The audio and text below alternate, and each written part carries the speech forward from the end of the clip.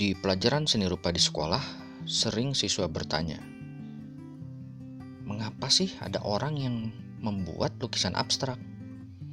Mengapa juga ada orang yang mau membeli lukisan abstrak, bahkan dengan harga yang mahal? Dan bagaimana sih memahami lukisan abstrak itu? Sebenarnya di keseharian kita, banyak kita temukan pola-pola abstrak.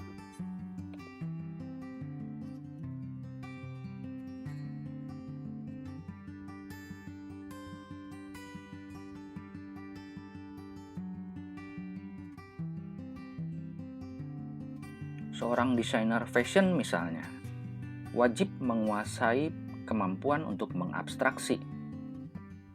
Kalau kita perhatikan lebih lanjut lagi di pola loreng seragam TNI misalnya, kenapa untuk menunjukkan sifat pemberani atau patriot tidak digambarkan di seragam TNI itu gambar realis seorang yang sedang memanggul senjata misalnya, tapi cukup dengan loreng-loreng selain untuk kamuflase.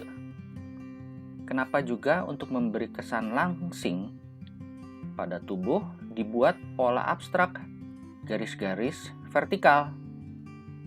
Bayangkan misalnya kalau di pola untuk memberi kesan langsing, si pakaian tersebut bergambar orang-orang dengan tubuh langsing misalnya.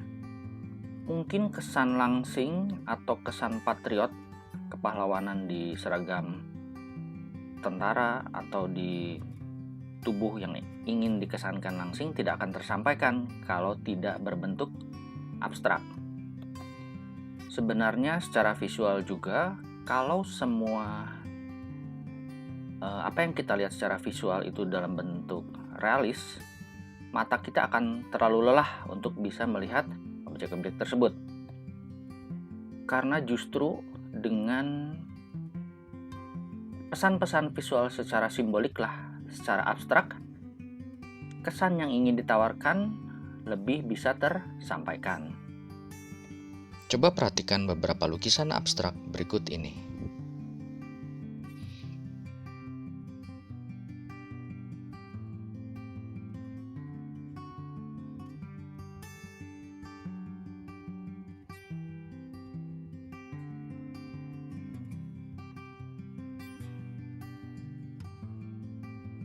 Gimana?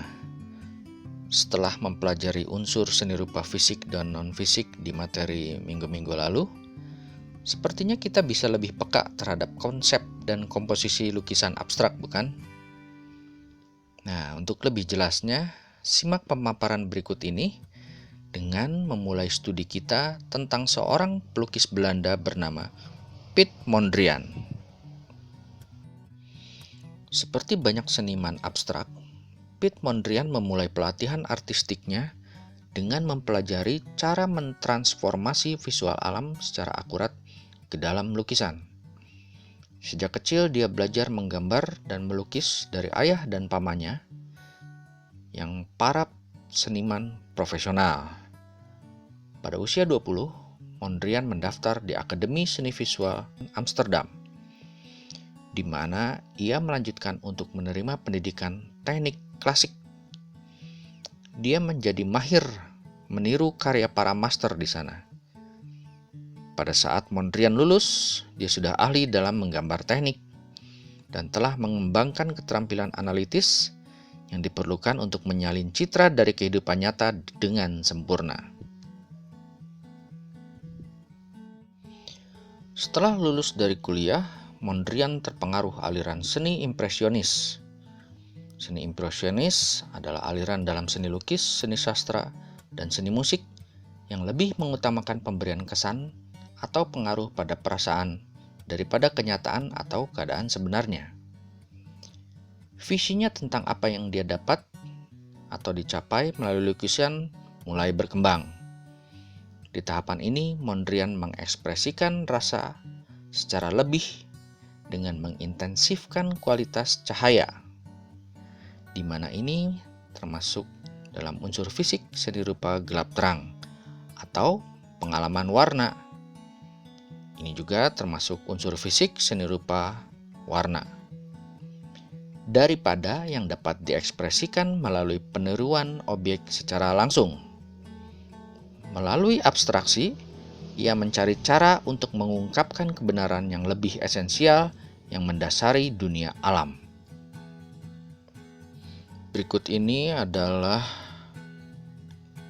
bagaimana evolusi atau perubahan gaya dari yang semula Piet Mondrian memiliki style realis menuju abstrak. Di antara tahun 1908 hingga 1910, Piet Mondrian membuat lukisan Evening Red Tree. Lukisan ini terlihat kuat unsur impresionisnya, di mana pohon sebagai objek tidak terlihat sebagaimana kita melihat pohon di dunia nyata atau real, tapi lebih menawarkan kesan terhadap pohon. Kira-kira 2 tahun setelah membuat lukisan Evening Red Tree, Mondrian membuat lukisan berjudul The Grey Tree di tahun 1911.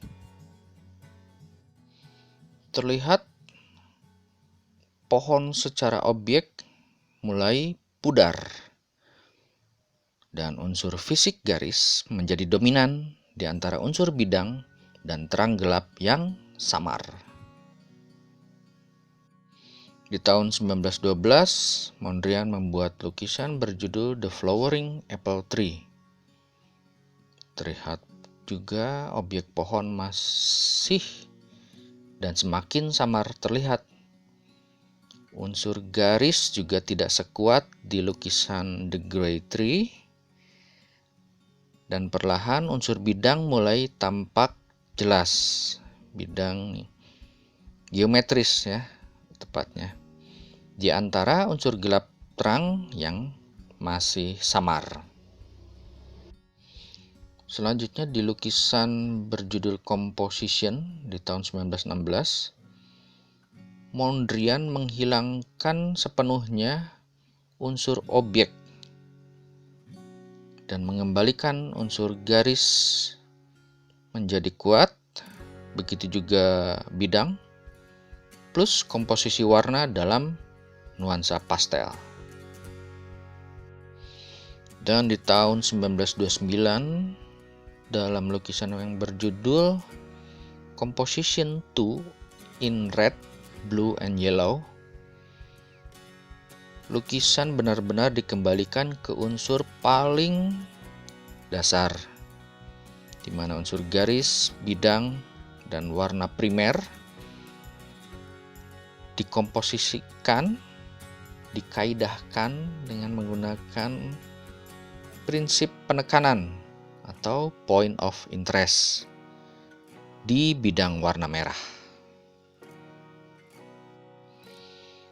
Para pelukis abstrak menawarkan bahwa keindahan dikembalikan ke bentuknya yang paling dasar atau esensial, yang lebih universal, tidak berbentuk objek benda secara real, yaitu dikembalikannya ke bentuk-bentuk dasar unsur fisik seni rupa yang dikomposisikan dengan kaidah-kaidah unsur non-fisik seni rupa atau prinsip seni rupa seperti unsur keseimbangan, kesatuan, harmoni, gerak, penekanan, kontras, dan lain-lain.